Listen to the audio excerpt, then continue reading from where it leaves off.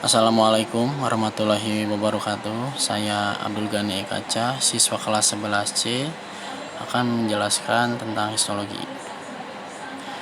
Dehidrasi pada jaringan untuk pengujian histologi. Yang pertama ada reagen pembeningan bertindak sebagai perantara antara larutan dehidrasi dan infiltrasi. Reagen pembeningan larut dalam dua larutan tersebut. Jika agen dehidrasi telah digantikan semua dengan agen pembeningan, maka jaringan tersebut akan memiliki penampilan yang bening dan tembus cahaya. Sebagian besar agen pembeningan adalah cairan yang mudah terbakar, sehingga dalam penggunaannya harus berhati-hati. Agen pembeningan memiliki titik didih yang rendah, sehingga umumnya lebih mudah digantikan dengan pelelehan parafin. Pemaparan agen pembeningan yang terlalu lama dapat menyebabkan jaringan menjadi rapuh. Oleh karena itu, harus dilakukan pemantauan terhadap waktu saat berlangsungnya proses pembeningan. Reagen yang dapat digunakan untuk dehidrasi ada silol, toluen, kloroform, silol substitusi, dan citrus fruit oil, reagen limonen.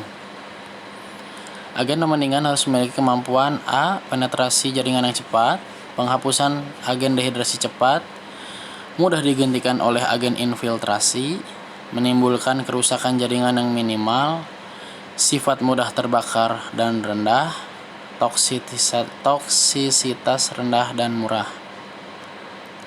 Clearing atau pembeningan bertindak sebagai perantara antara larutan dehidrasi dan infiltrasi. Jika agen dehidrasi telah digantikan sesama dengan agen pembeningan, maka jaringan tersebut akan memiliki penampilan yang bening dan tembus cahaya. Agen pembeningan juga mempermudah parafin memasuki jaringan. Infiltrasi atau impregnasi pada jaringan untuk pengujian histologi. Rumusnya CnH2n tambah 2 dengan titik lebur 50 sampai 57 derajat Celcius. Kelarutan dalam air tidak larut, dan titik nyalanya 199 derajat Celcius. Infiltrasi merupakan suatu proses pemasukan materi atau filtrat ke dalam jaringan sehingga jaringan tersebut dapat mengeras akibat filtrat tersebut di suhu ruang. Lilin parafin yang mengandung plasticizer atau aditif resin lainnya tersedia secara komersial, memberikan pilihan yang sesuai untuk kebanyakan laboratorium. Zat adiktif ini membuat parafin lebih mudah ditanamkan jaringan. Jumlah zat adiktif akan mempengaruhi laju infiltrasi. Gambarnya ada di samping kanan. Seperti ini ya.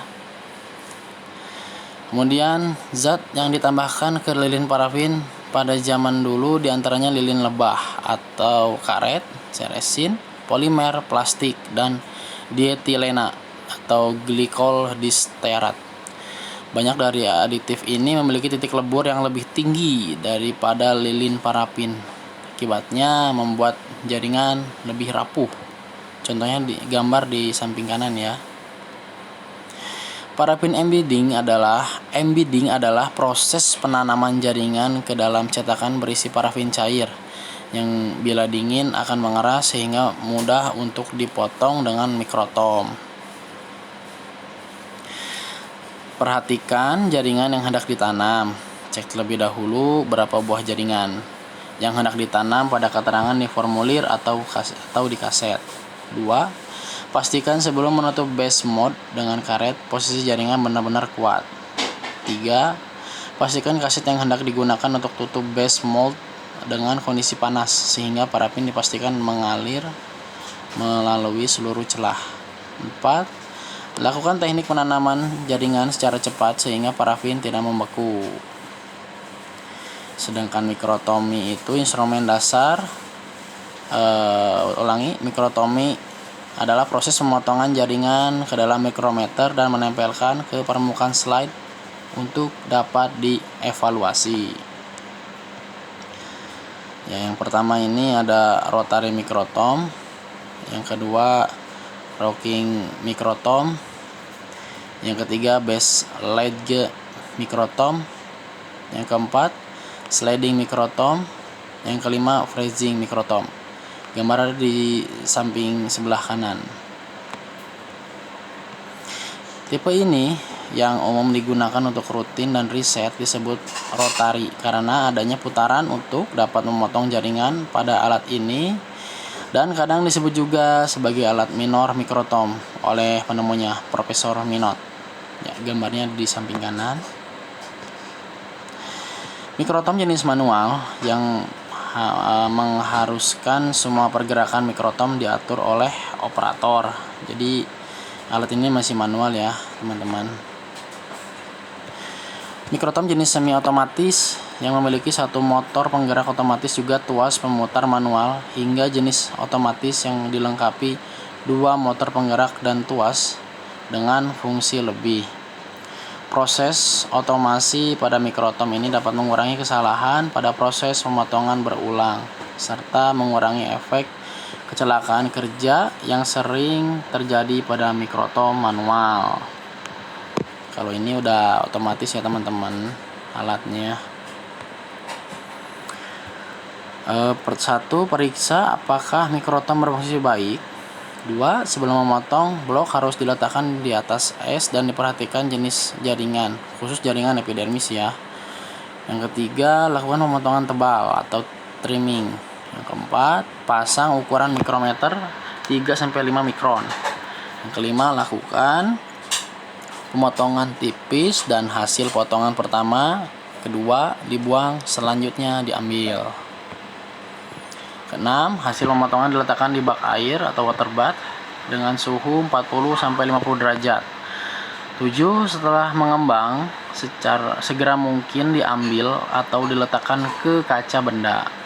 Ke-8, keringkan di atas lempengan pemanas atau hot plate dengan suhu 56-58 derajat antara kisaran 20-30 menit. Yang ke-9, kemudian dipulas. Kemudian routine staining atau pewarnaan rutin H dan E. Pewarnaan merupakan proses pewarnaan komponen jaringan yang transparan setelah melalui proses pematangan jaringan. Pewarnaan rutin yang biasanya dilakukan untuk hispatologi adalah pewarnaan hematoksilin eosin H dan E. Hematoksilin akan tujuannya memberikan overview umum dari struktur jaringan, dapat digunakan sebagai alat diagnostik. Pulasan standar histologi atau pulasan dasar histologi atau pewarnaan rutin histologi yang biasanya digunakan adalah pewarnaan hematoksilin eosin atau H dan E, dapat memberikan overview yang baik. Kenapa kita harus lakukan pewarnaan tersebut? Karena komponen-komponen jaringan yang transparan setelah melalui proses pematangan jaringan bisa dilakukan pematangan jaringan, tidak diwarnai dengan penggunaan diffraction interference contrast mikroskopi. Prinsip pulasan H dan E. Tahap pertama, hematoksilin akan mewarnai inti sel berwarna biru atau violet. Tahap kedua, eosin Y atau B sebagai counterstain sitoplasma, kolagen, dan keratin berwarna merah. Struktur berwarna biru bersifat basofilik karena afinitasnya terhadap zat warna basa atau hematoksilin. Struktur berwarna pink bersifat asidofilik karena afinitasnya terhadap zat warna asam, eosin.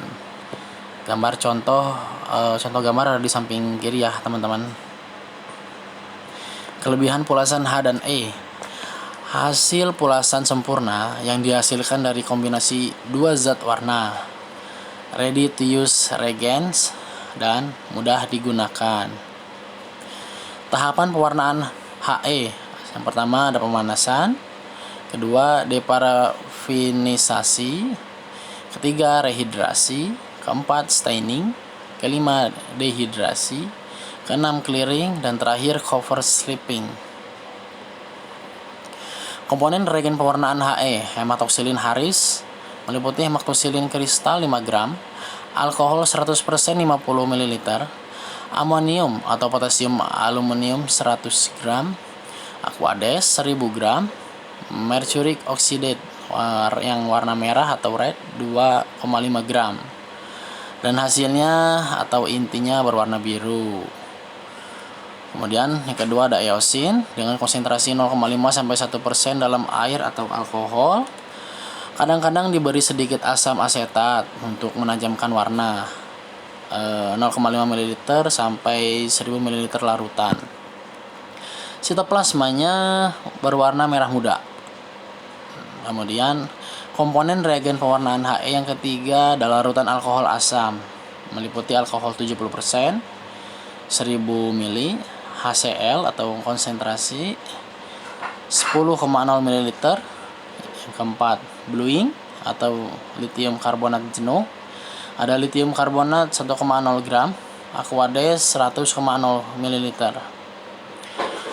Kemudian ada pemeriksaan tambahan mempertajam diagnosis morfologi penyakit terhadap sediaan-sediaan yang telah diwarnai dengan He atau sitologi yang hasilnya inkonklusif atau meragukan. Ada histokimia, imunohistokimia, imunositokimia, ada FISH atau fluorescence in situ hybridization, CISH, chromogenic in situ hybridization, atau PCR, polymer chain reaction. Pewarnaan histokimia. Pewarnaan yang berbeda-beda digunakan untuk mengkarakterisasi konstituen jaringan tertentu. Tertanda hematoksilin dan eosin Cricomeson PAS atau periodic acid strip, Musikerm Alcian Blue dengan pH 2,5, high iron atau besi, asam cepat, dan toiludin biru, dan lain-lain. Diterapkan pada bidang diagnostik, eksperimental, dan beberapa penelitian, terutama diterapkan pada konstituen jaringan tertentu. Kekurangannya spesifisitas tidak cukup tinggi dan beberapa penelitian terutama diterapkan pada konstituen jaringan tertentu. Kekurangan spesifisitas tidak cukup tinggi dan teknik ini tidak selalu berguna dalam penyakit neoplastik. Pewarnaan imunositokimia. Jenis uji spesifik antigen yang dibuat terlihat dengan menggunakan pewarnaan atau fluorescence atau penanda enzim. Suatu proses mengidentifikasi protein spesifik pada jaringan atau sel dengan menggunakan antibodi.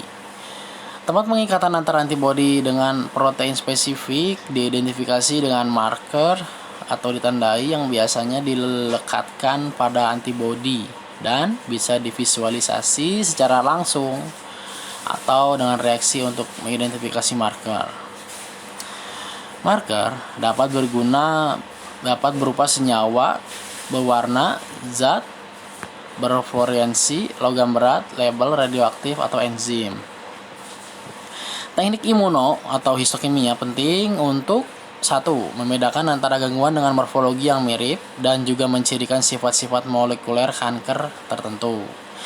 2. Penanda molekuler spesifik karakteristik dari peristiwa seluler tertentu seperti proliferisasi atau kematian sel atau apoptosis. 3. Penelitian dasar untuk memahami distribusi dan lokalisasi biomarker dan protein diferensial. Terdapat 2 metode dasar identifikasi antigen atau imunohistokimia, yaitu langsung direct method dan tidak langsung indirect method. Syarat standar zat warna ideal. Yang pertama, murah, tahan lama, mudah dibersihkan, dan tidak merusak lingkungan. Oke, terima kasih untuk penjelasan saya kali ini. Lebih dan kurangnya mohon maaf. Billahi taufiq wal hidayah. Wassalamualaikum warahmatullahi wabarakatuh.